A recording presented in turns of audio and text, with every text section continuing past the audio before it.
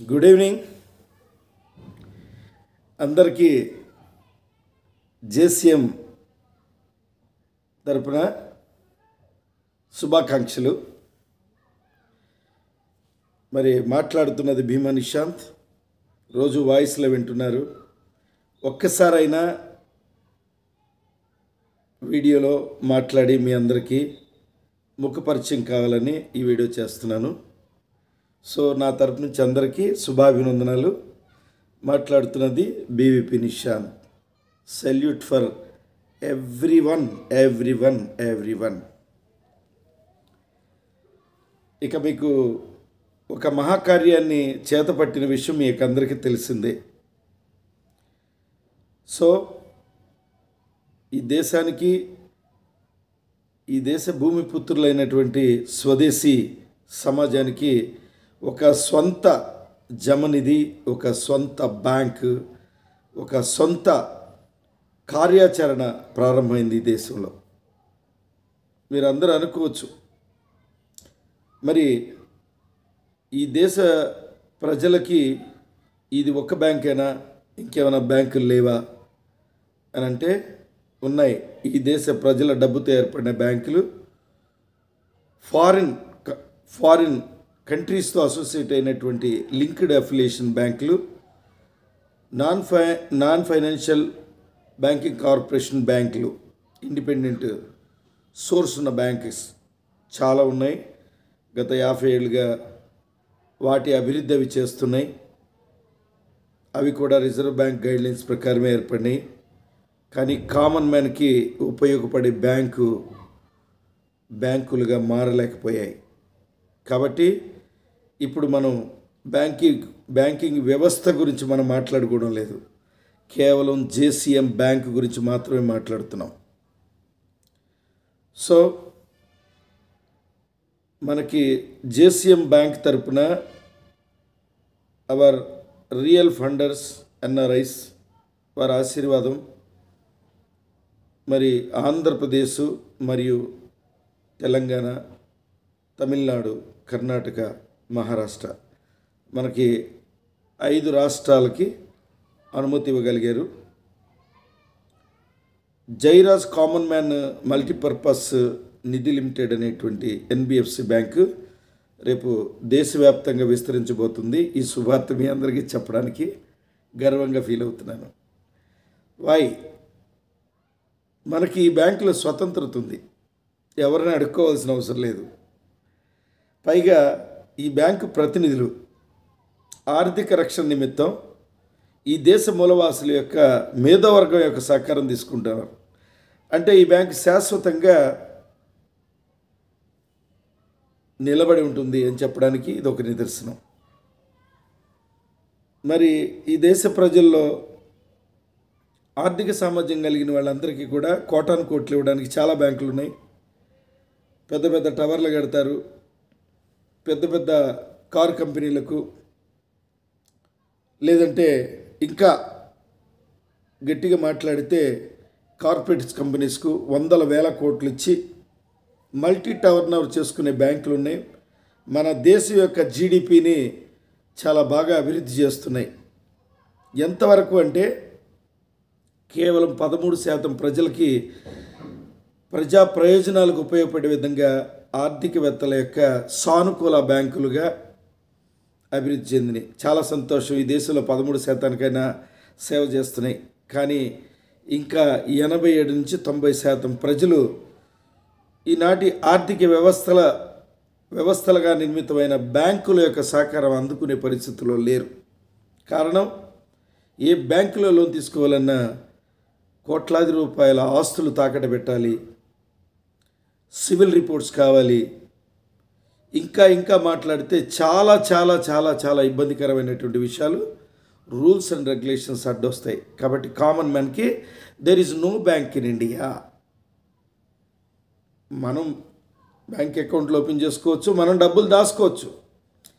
మనం ఈ 100 కోట్ల మంది దాచుకున్న డబ్బుల్ని ఎవరికి ఇవ్వాలనేది బ్యాంకులకు బాగా తెలుసు. కార్పొరేట్ కంపెనీలకు ఇస్తారు, పెద్ద పెద్ద కంపెనీలకు ఇస్తారు, కామన్ మ్యాన్కి ఇవ్వరు. సో ఆ రకంగా అభివృద్ధి చెందింది, చాలా సంతోషం. కానీ ఇప్పుడు కామన్ మ్యాన్కి ఈ దేశం యొక్క ఈకో ఎకానమీ ప్రాజెక్ట్స్ చేయడానికి ఏదైనా ఒక బ్యాంక్ ఉందా అని అంటే అది జేసీఎం బ్యాంక్, జైరాస్ common man multipurpose Nidhi limited. మరి కామన్ మ్యాన్ అనేటువంటి పదాన్ని తీసుకుని వెంటనే మల్టీపర్పస్ అనే పదాన్ని కూడా ఉంచారు. పదాలు అర్థమవుతున్నాయి కదా. కామన్ మ్యాన్ మల్టీపర్పస్ అంటే ఒక విధానం కాదు, అనేక విధాలుగా మల్టీపర్పస్గా వినియోగించుకునేటువంటి నిధి భాండాగారమే ఈ నిధి లిమిటెడ్. That is JCM. అర్థం చేసుకోవాలి. సంవత్సర కాలంగా మీకు వాయిస్ ద్వారా జేసీఎంని పరిచయం చేశాను. ఆంధ్ర రాష్ట్ర ప్రజలకి, తెలంగాణ ప్రజలకి చాలా చాలా గర్వంగా ఉంది. ఈ దేశానికి రాజకీయ వ్యవస్థలు ఉన్నాయి. ఈ దేశ స్వదేశీ ప్రభుత్వ విధాన ఎన్నో శాఖలు పనిచేస్తున్నాయి. మరి ఈ దేశ ప్రజలకు సేవలు అందిస్తున్నటువంటి ప్రభుత్వ శాఖలు ఎన్నో పనిచేస్తున్నాయి. కానీ కామన్ మ్యాన్ నిమిత్తం ఒక ఆర్థిక వ్యవస్థ కావాలి అని చెప్పి మన మూలవాసి సమాజం నిర్ధారణ చేసి ఈ దేశం నుంచి వెళ్ళి కోటాను కోట్లు సంపాదించి వారు విధిలించినటువంటి మిగులు డబ్బుతో ఈ దేశానికి సహాయం చేయాలని వచ్చినటువంటి మహానుభావులు the great financial funder syndicate hub మన ఎన్ఆర్ఐస్. వారి డబ్బు వృధా కాకుండా, వారి డబ్బుకు మోసం జరగకుండా, వారి డబ్బును చక్కగా సద్వినియోగం చేసే విధంగా కొన్ని మూలాలను మేధోవర్గంతో చర్చించి ఈ బ్యాంకు నిర్మించడం జరిగింది. ఈ బ్యాంకు పెట్టుబడులు కానీ, ఈ బ్యాంకు యొక్క భవిష్యత్తు కానీ చాలా చక్కగా శతాధిక సంవత్సరాలు శాశ్వత ప్రామాణిక విధానాలుగా ఈ డబ్బు మల్టీ టర్నోవర్ అయ్యి ఎక్కడ కూడా ₹1 ఫ్రాడ్ జరగకుండా, ఎక్కడ కూడా ₹1 ఇబ్బంది కలగకుండా మల్టీ టర్న్ అయ్యే విధంగా ద బిజినెస్ మాస్టర్ ప్లాన్ బాగా డిజైన్ చేయడం జరిగింది. దానికి అందరూ కూడా హాయ్ చెప్పాలి, థ్యాంక్స్ చెప్పాలి.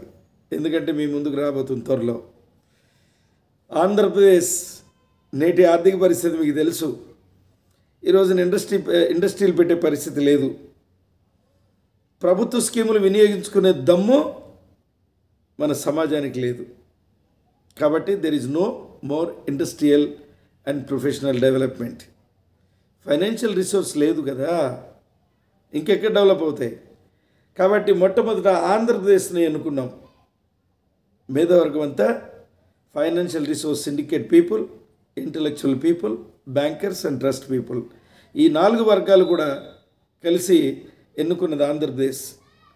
ఈ ఆంధ్రప్రదేశ్లో 26 జిల్లాల్లో 26 సోలార్ ప్లాంట్స్, సూర్యుని ద్వారా కరెంట్ వచ్చేటువంటి ప్లాంట్స్ని ఎస్టాబ్లిష్ చేసి ఆ కరెంటుని ప్రభుత్వానికి అందించాలని. అంటే మన బ్యాంకు ఎలాంటి ఉద్యమం పెట్టుకుంది? ఈ రోజున దేశంలో 100% కరెంట్లో కేవలం సోలార్ 14% మాత్రమే అందబడుతుంది. అదే 95% చైనాలో సోలారు ఎనర్జీతోనే ఒక కంట్రీ నడుస్తుంది.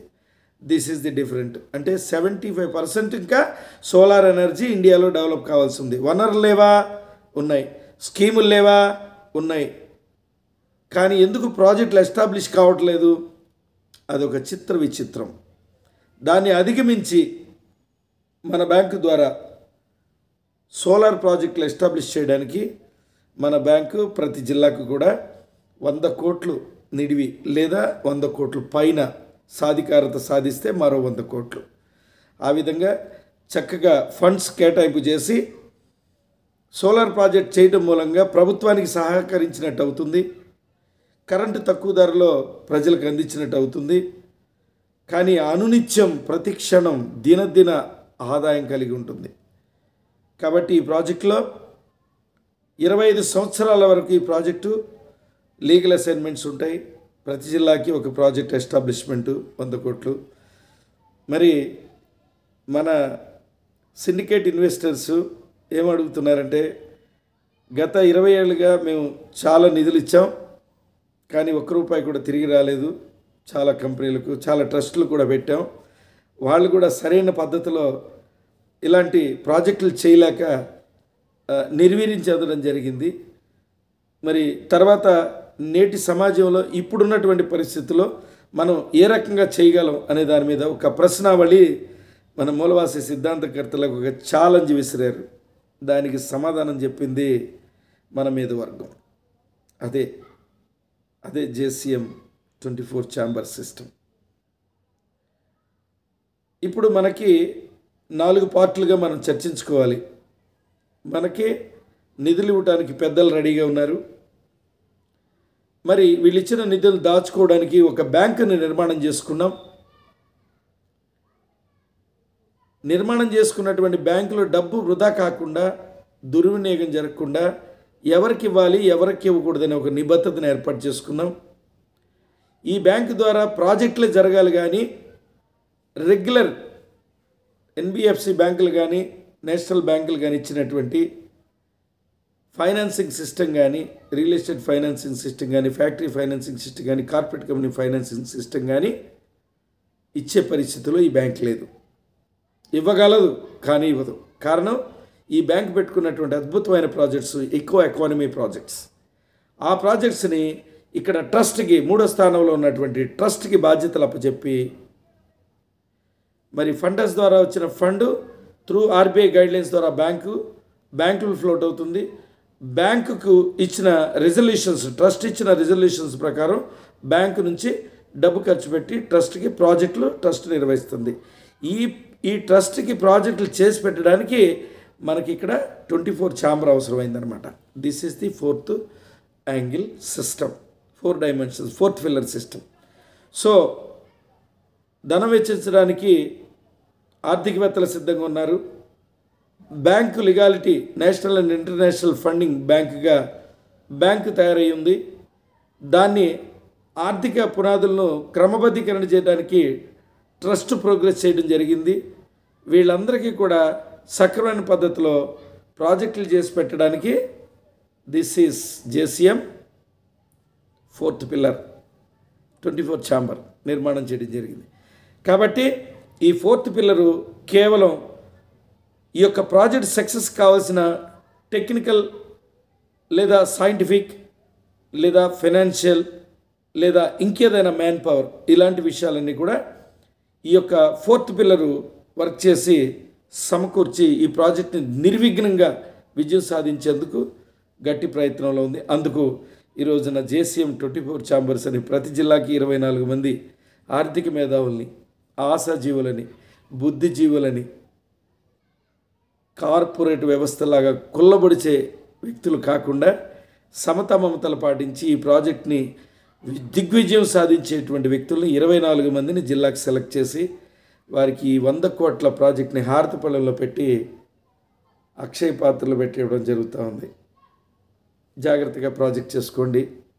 వచ్చిన ఆదాయంలో మీ JCM 24 ఛాంబర్కి మేము 17% ఆదాయాన్ని మీకు జీవితకాలం కట్టబెడతాము. 25 సంవత్సరాల పాటు ఏకగ్రీవ అగ్రిమెంటు. కాబట్టి ఈ ప్రాజెక్టు ద్వారా 25 మంది మరి ఫైనాన్షియల్ ఎగ్జిక్యూటివ్ డైరెక్టర్స్గా అభివృద్ధి చెందుతారు. మరి జస్ట్ ఏ మినిట్.